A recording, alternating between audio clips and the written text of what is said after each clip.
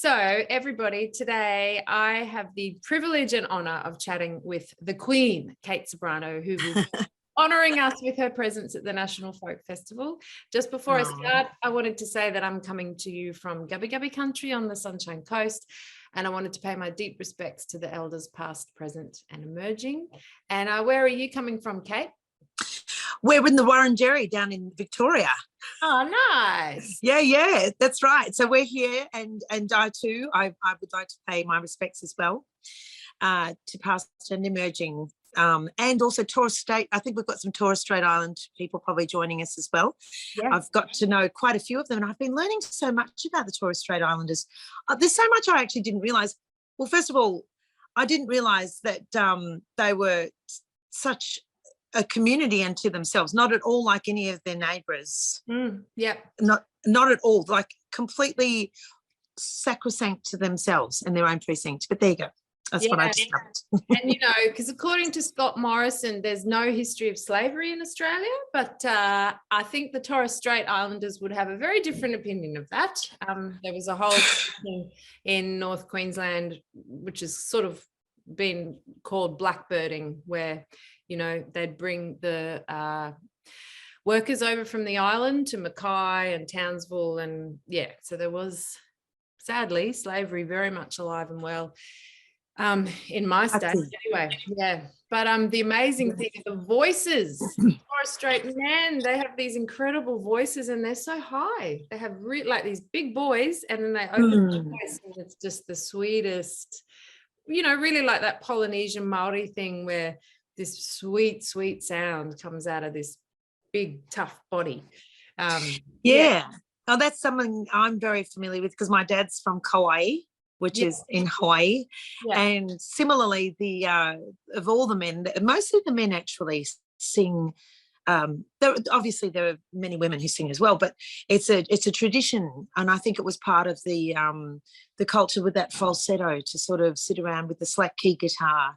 Yeah, I was raised on a diet of the Casimiro brothers, they were called, and all of they had catalogues of Don Ho records as well, which would feature all the local Hawaiians and the most beautiful, sweet, high voices. Amazing.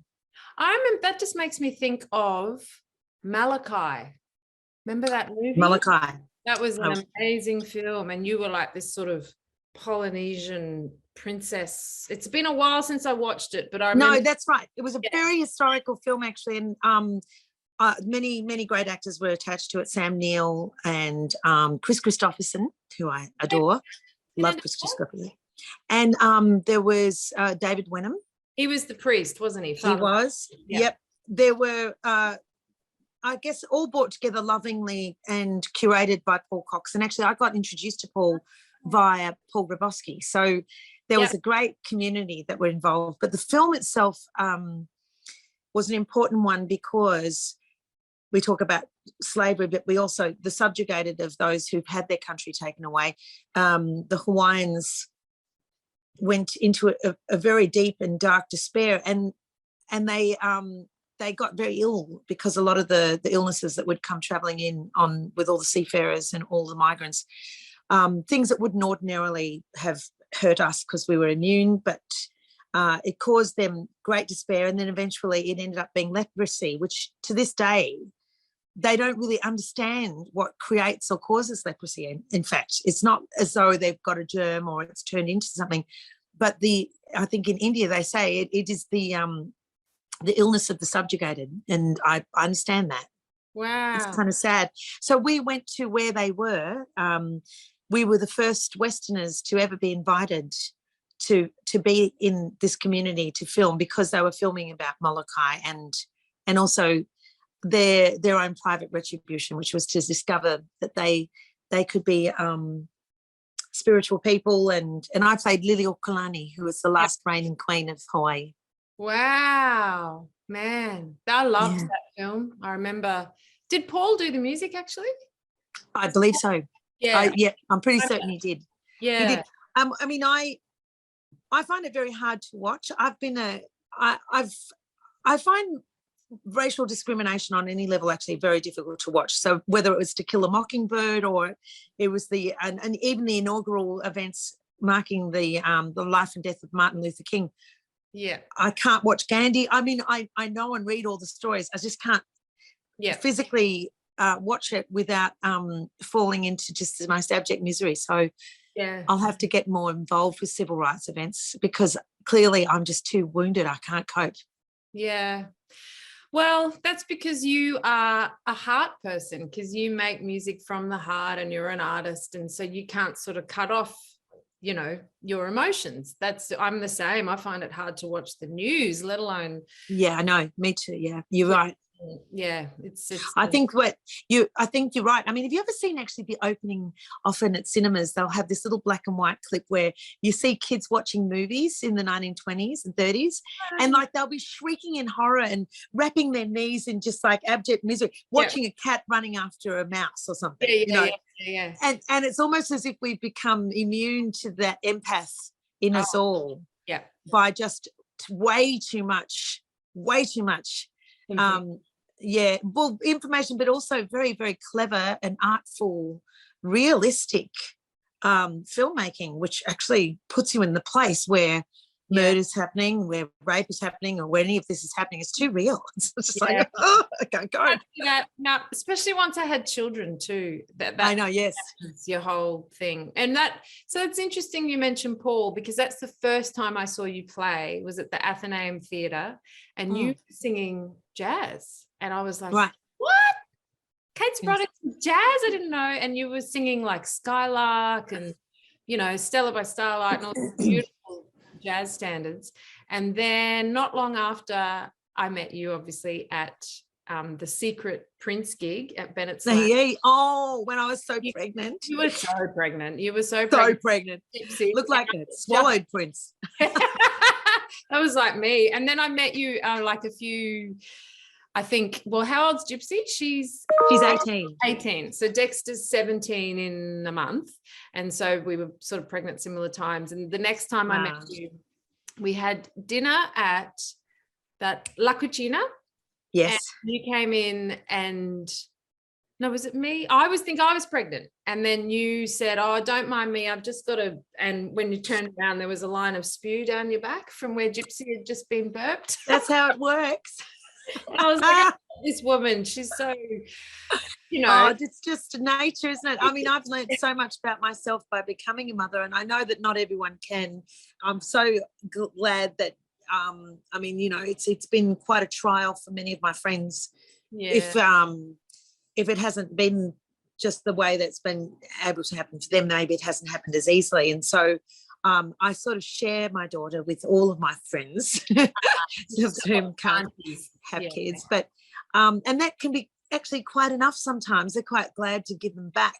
But I think I'm a little bit older than you too, Kate. I had Gypsy when I was 38. So I'll be 56 this year. Yeah. And I remember looking at you thinking, oh, such a young mum, and so very involved with music and the arts, and now you've extended your career also into becoming an event artistic director, and a powerful, to my taste, you are a powerful arts ambassador and actually a politician for us. You speak when we have no rights, and you also put forward very, very strong views about how it should be improved. And really, I all the power to you, darling. I'm glad that you invited me to be a part of this. In many ways, the folk festival, like I guess in the same way when I was doing cabaret, it's hard to define, and you know, you'll probably have to spend a lot of time explaining to people why you've got Kate Ceberano or why you've got certain artists at a folk festival. Yeah. Absolutely. But I can tell you from the bottom of my heart, I feel more Australian than most Australians actually. Like, so by definition, I'd say my music is sort of part of the fabric of Australian culture. Yeah, yeah. It's folk. It's as folk to Australia as the Limerick that was to the Irish. And I think that's been an important part of my job. Firstly was to say, well, if you're going to be the national anything, you need to have connection with the local traditional owners. So my first was reaching out to the Noonan elders and saying, this is who we are, this is what we do. I'd love you to be a part of this with us. And Hopefully they've welcomed us very lovingly, and we will be incorporating Ngunnawal language into the festival. Oh wow, wonderful, Yeah, wonderful. so we're going to have, we'll open and close the festival with First Nations royalty, Uncle Yes, Archie, of course. opening night concert, and then you Of and course. your amazing all-lady band. And then we'll close with Uncle Sammy Butcher and his grandson, Jack, who's 12, and his daughter, or George's daughter, Crystal. So sort of 3 generations of Warumpi, legends with Neil Murray. And then we'll close with Yothu Yindi singing out for a treaty in the 30th year of the festival on Ngunnawal country, but also the 30th year of that song, which... I wonder if you knew this, but a bit of back history to treaty, because I travelled with Yothu Yindi when I was around 25. There was a big Australian music export program that went everywhere. Oh. We opened up Expo in Spain, and then we went off to New York, and we were... Cockatoo Creed in the band? Female singer? No. Not we're talking 25 years, 30 years ago. I'm like, what was it? But I do know that but I do know that there was a great story about how one of the artists, when they arrived in New York, because they lay a torp in every hotel, and they bring earth with them as well from home. Yeah. So that there's a sense of them being in their place and in their home, wherever they are. Yeah. One of the musicians went out and went walking one day and didn't come back for 3 days, and they were very concerned because none of them had been anywhere outside of Australia. Yeah, and they just, amazing. And he just walked. He said he just walked and walked and walked and got a feel for the place, and, as you do, Yeah. But the other unknown history behind treaty is that it was the creation of Gavin, but also Rob Goodge, who was the guitarist from I'm Talking, who did the first contemporary, built the track, basically. Yeah. Well, it was sort of that crossover. It was 30 years ago, so it was 1992, and it was sort of that crossover early, like, dance music, really. Electronic. Well, it was the first that Rob Goodge was and is one of the most innovative, but probably of the first in Australia. We were the first dance band in the country, recorded and performing live with automation, and we were the first digitally recorded album, I think, in one of the first in the world, because even while we were recording, they were sending back to the maker with ways that they could improve it on how it would best. But treaty was very deep for us. I remember at the time, every time it would come up in the expo, or there was anyone where we would be represented in any other country in the world, I felt very connected to the sound of it, to Australia. It made me very nostalgic. I feel it should be like the anthem of Australia. Yeah. And also now that there's a lot more awareness and a lot more respect shown to the story and how that's evolved, and how people are getting more retribution for, in recent times we saw quite a great deal of change on that. Yeah. Back then in the 90s, nobody had a clue. They didn't know. No. They didn't know. I was lucky enough to discover Udjuru Noonan when I was really little, otherwise known as Kath Walker, and she spoke of the word Makarrata in the 80s, the Yolngu word meaning an acknowledgement of the hurt of the past, and then an acknowledgement of it, truth-telling, and then moving forward together as one mob. And that's essentially the core of the Uluru Statement from the Heart, which I've taken the time to read and think is a beautiful piece of legislation that I'm so sad was just so quickly dismissed by the Turnbull government whenever 4 or 5 years ago, when that process was happening. So I think we can only really beat with one heart as a country when we have a treaty. I mean, we're the only country in the world that doesn't have a treaty with its First Nations people, which is an embarrassment. And there's a lot of things that are embarrassing about our contemporary politics today. I mean, true. But since we're going to the heartland of politics, I suppose we have to at least do what we can do with the present in my opinion, and that is to represent ourselves with, well, I guess in every way that's best to represent anyone through arts and culture, because arts and culture resonates at a frequency that hits to the very core of people, that without words, actually. And I think absolutely without religion, gender, none all of of the above, and because we don't want misinterpretation anymore, because the words seem to be misleading. You know, semantics get it in the way, it seems, of everything. And to me, if you can feel it and you can respond to the call within you to be a human, a person, and be loving and respectful, like, I just don't know of any other service other than the arts and culture that do it.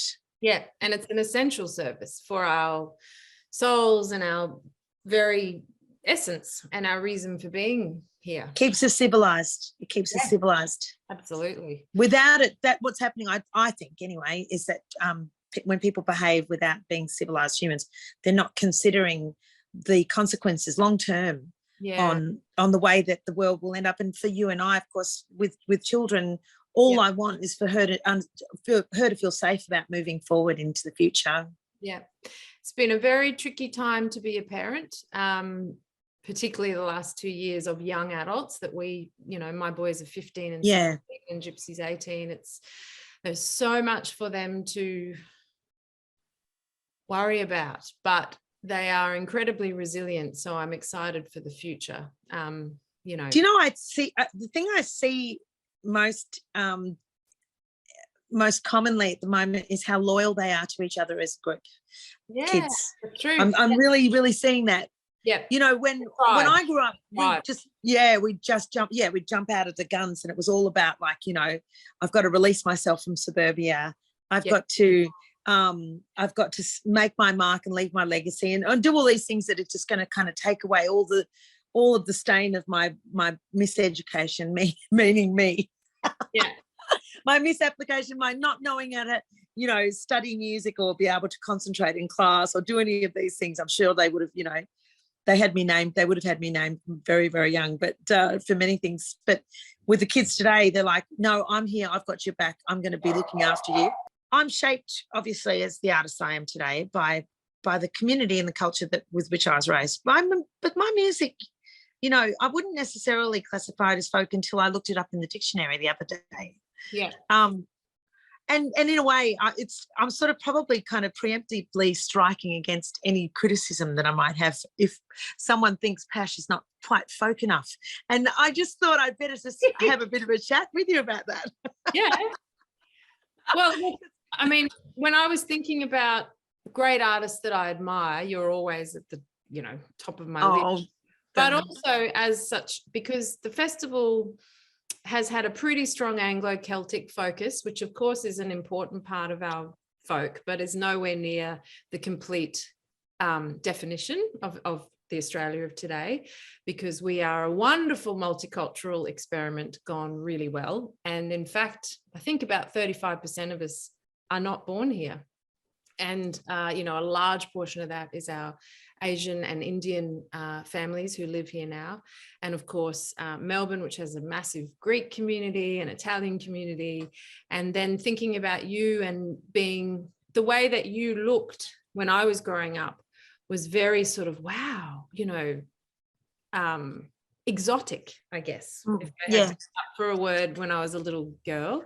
Because I'm just like 11, I'm 45 this year. And so you were sort of, you know, when I was growing up, right in the middle of it. Well, yeah, you were going for it. But you are such, you know, because of your proud Hawaiian Filipino heritage. And I remember I reached out to you and said, look, I think, you know, for me, pop music of the last 50 years, why is that not called folk music? Because, you know, it's music of the people. And in fact, we're doing My Island Home, Warumpi Band, which I consider to be a modern folk song. You know, it's almost like... Well, yeah. And actually, it does tip reference to, though, the origin of that beautiful artist. My music, the only thing that I can find of origin is the harmony. Like, even if I'm singing, well, the colloquialism, Pash, which was to me it was initially a joke, but actually it's turned out to be it's sort of strange. It's only in Australia I've ever heard the expression used. Give us a pash, mate. What about Yui? It's the only place I've ever heard. Which one have you heard that? Which one? Chucky Yui. I've never heard that before. No. Have you read that beautiful book about the words? There's this book. I'm just in the middle of reading it now, and I actually can't recall the title, about forgotten words. Oh my God.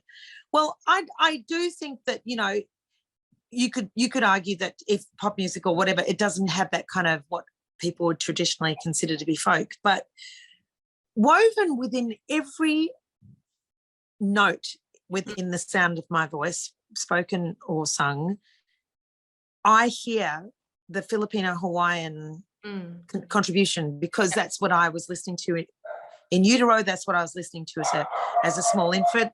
Speaking of just back on that folk thing, when Sweet Inspiration was written and we wrote that in lockdown. I remember, yeah. Such a good song. It's been a lovely song, a lovely keynote, or not keynote, what's the word? I don't know. No, it's just been like the underlying tone, if you will, of coming in and out of COVID for me. I wrote it. Acknowledging the grief. I was acknowledging the grief, and I was acknowledging nature. And I remember seeing a beautiful McCubbin, a trilogy of paintings. I think it's McCubbin. He painted some early Australian paintings, and the just the cycle of people trying to survive in unknown and foreign territories, obviously, and all the struggles, just being human about that, and not making it really, but because nature is fierce, and she's always going to present obstacles that make us feel so mortal, you know, and we are, each of us. So that's I am bringing that as part of my parcel to the folk festival. I'll be bringing that little part of my life, that little part of the me that's the traveller, that does well some days and doesn't do quite as well other days, but that's okay. Yeah. Well, I remember thinking, I'd love to find, like, you know, some Hawaiian, if there's a Hawaiian choir or all this sort of stuff. And I actually reached out to the American Embassy in Canberra, because, you know, all the embassies are here, and they weren't really, they sort of were like, we don't know much about that at all. And I was like, okay, right, well, let's think of an awesome choir in Melbourne, and Exaudi are so great. Exaudi is beautiful. They were so sublime. Yeah. So and you know, the Hawaiian thing anyway, I mean, it's an interesting thing, but out of respect to the Hawaiians, there aren't and same to the Filipinos as well. I mean, I grew up here. I went to the Filipino Association. I learned how to do a lot of the cultural dances when I was a child. Yeah. I wasn't very good at it. Karate as well. I almost said karaoke, which is karaoke. Karaoke. Well, that's a cultural, definitely. That's a cultural thing, because my dad's, it's a martial art, but I was never into, ironically, for someone who's the daughter of the highest ranked of his style in the world, I never did karate. I thought it was very unfeminine for me, but I did do flamenco dancing, and yet again wasn't very good at it. So in essence, when you come out of a culture and you come out of the folk element of it, the culture itself, even the people within it, may not be very good at their own culture, if you know what I mean. So I've made the best out of my life. Like, I wasn't fully integrated in the Hawaiian culture, wasn't fully integrated into the Filipino culture, though wanted to be all of it, and ended up becoming, obviously, just steeped in all of Australia as much as I know I could be, you know, like I'm the girl from Bowen. But the things that I discover in myself that are cultural, like the Filipinos, some of the greatest singers in the world, meaning they just love to sing, and you'll find them anywhere and everywhere. Like, they're just warm and they just love to sing. So that was a part of me I really connected with, above and beyond the Hawaiian. The Hawaiians, they love to, in my opinion, this is just how I see the Hawaiians, they like to be very, very true to themselves, because sadly they were one of the island communities that was completely taken over. Yeah. And they lost their language, and they lost their land, and they lost their sovereignty. And so when they invited the Maoris to go over there and teach them their language again, they have this one island that's only for pure Hawaiians, and they only speak Hawaiian there now. Wow. So the only Hawaiian song I ever learned was actually for Liliuokalani, the role in Molokai. And I had to actually sing it for the pure Hawaiians from this island and audition myself for the role. Whoa. You would have been crapping yourself. That would be mate. You have, and I just arrived, and we're in a Hessian tent on the set, and they weren't going to let me play her unless they proved that I was going to bring enough Hawaiianness. Wow. Because they thought it was inappropriate for someone who wasn't Hawaiian to play her. Yep, fair enough. I totally understood that, and as did Paul as well. We were very, very sensitive about that. Wow. But for something, when I opened my mouth, and I had to get some phonetic training from a very like a linguist. Yep. From the Hawaiian school, King Kamehameha's school. Wow. And then I had to sing it for them. Yeah. And they must have heard my Hawaiianness, because they let me play her, and I was like so honoured. Yeah. It was amazing. That's like, have you ever sung, do you know Whirimako Black?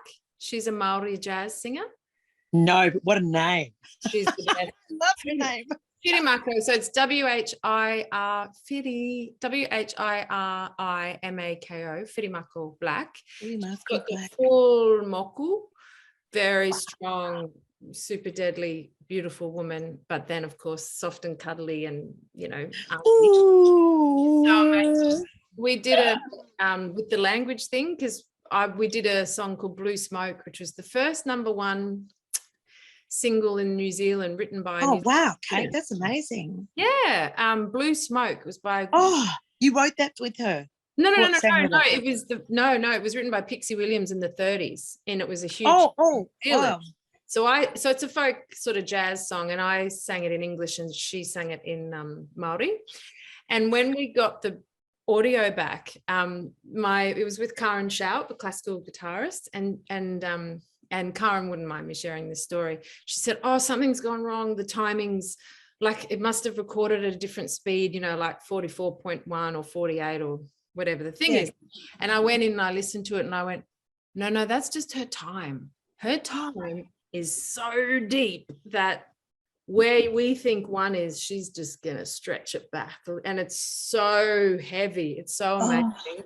And she's got this, I'll send you a link. I would, you know that I am your greatest champion after listening to what you did when you went into delving into the hearts and hopes of the women of Tasmania. So I know how well you inhabit a song, but I also know how much you respect the human for whom you're singing for within the song. Yeah. So I know that there are singers like for instance, you just mentioned her, but also Nina Simone's one of them as well. Yeah.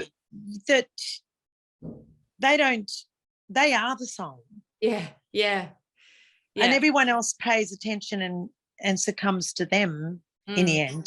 Yeah. I mean, I remember learning that from Jex. He was just showing me some artists one day, and I'm like, why are they so slow? And he says, no, they're not slow. They know how to hold their space. Time, yeah. They're not going to be rushed by anything or anyone, not even time itself. No. But that African-American and that Maori thing, and probably the Hawaiian thing, the sort of Polynesian thing, the sense of time is really different. First of all, there's island time, which I love island time, but musically it is just so deep. It's a very different thing. It's just very different. And it is different. And that's why, actually I think this is where our cultures now will there's a confluence of this beauty of contemporary culture. Obviously I'll be singing work that I wrote as a response to the world around me in places like Northbourne and Westfield Shopping Centre. I mean, it's there's no less. And you talk to a young Greek migrant today, and his experience has not been shaped by anything related to his roots in Italy or home or in Greece, or his is entirely shaped by a small district out near Oakley in Victoria or something. You know what I mean? He'll be rapping about it somehow. About how at our launch last week we had Omar Musa, who is actually I actually invited him to be on the same festival during Cabaret when you were there. Wow. And we tried to do it. We were working on it for the longest time to get it. But now look at him. He's a superstar. I didn't know him at all. And then he played our launch last week and I was just like, what? Have you seen his artwork? Yeah, his artwork's amazing. Well, saying what you were just saying about, he is completely shaped by Queanbeyan. Of course. The little town of Queanbeyan on just over the ACT border in New South Wales. Obviously, his dad is from, I believe, Borneo. I think his dad's from Borneo originally. Right. I'm not, I may have got that wrong. But his mum is Irish Australian or whatever. And he's such a beautiful example of Australia, the beautiful mix that we are. And we had Kim Yang play, who's this gorgeous. Oh, Kim's gorgeous too. Fine. And then Alinta, who sang in language. Wow. Bill Kepper, who's from the Torres Strait. And so it was it felt like a really beautiful new definition of folk. And part of my dreaming is to get one, like, because you're a household name, you're a legend. And part of my dreaming of the festival is to get one household name each year who comes and does their thing, but also talks to their folk heritage in some way, whether that be, within song or during song. Or talking. Yeah. But it's also, I have to be honest with you, I'm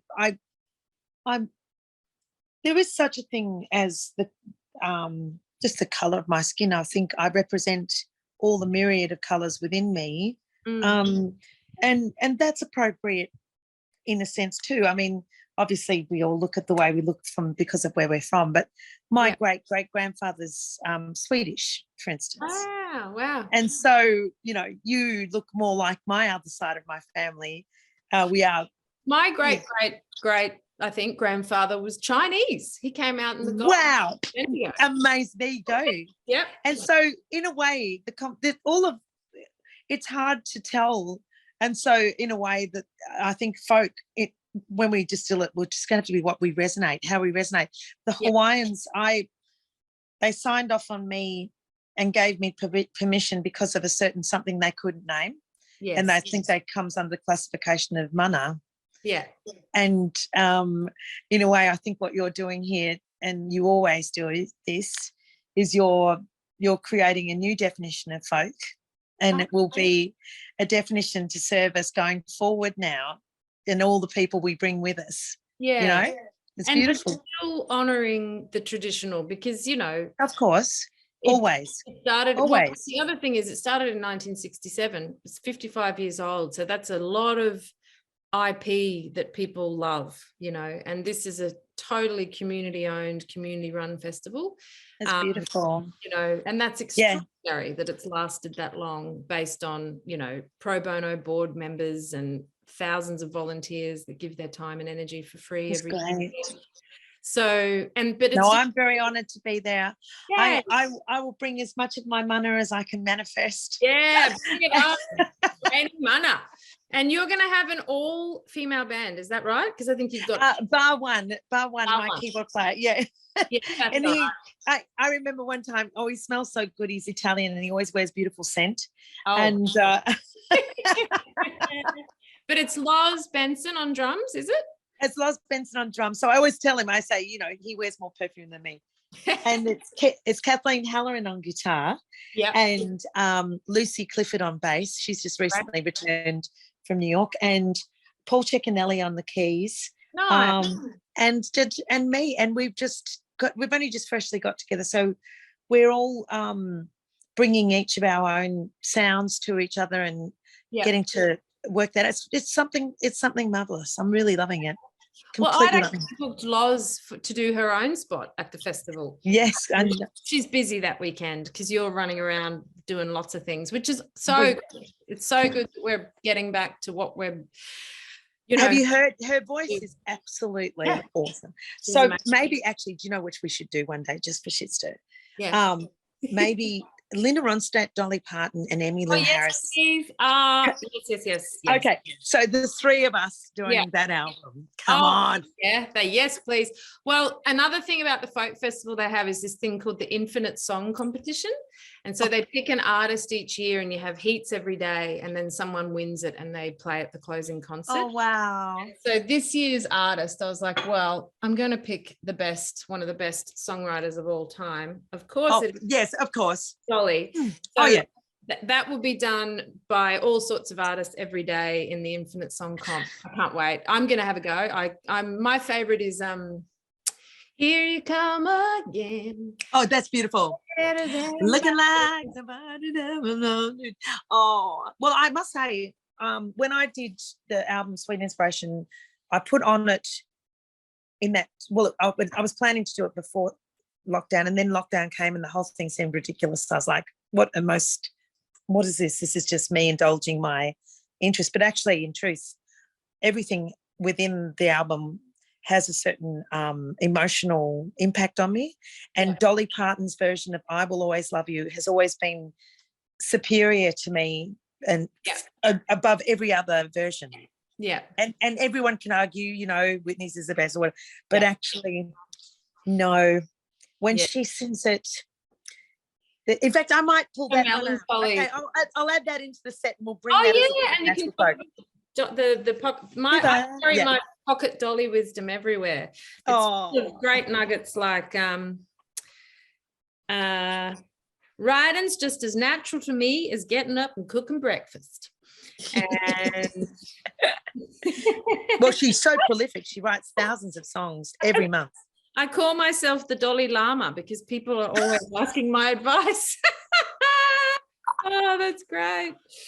I describe my look as a blend of Mother Goose, Cinderella, and the local hooker. Oh. I would never stoop so low as to be fashionable. No. So great. Oh, she's, and such amazing. She defies convention. Worker.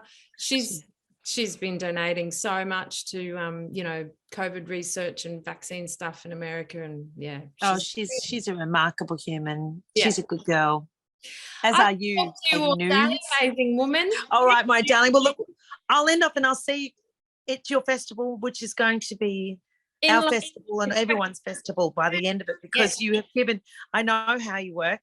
I know you've made us all so welcome, and then it's like inviting a party, of a party of friends that you know are all from disparate spaces. Yeah. And then by the end we'll have got there and gone, God, I just feel like I've known you for the longest time.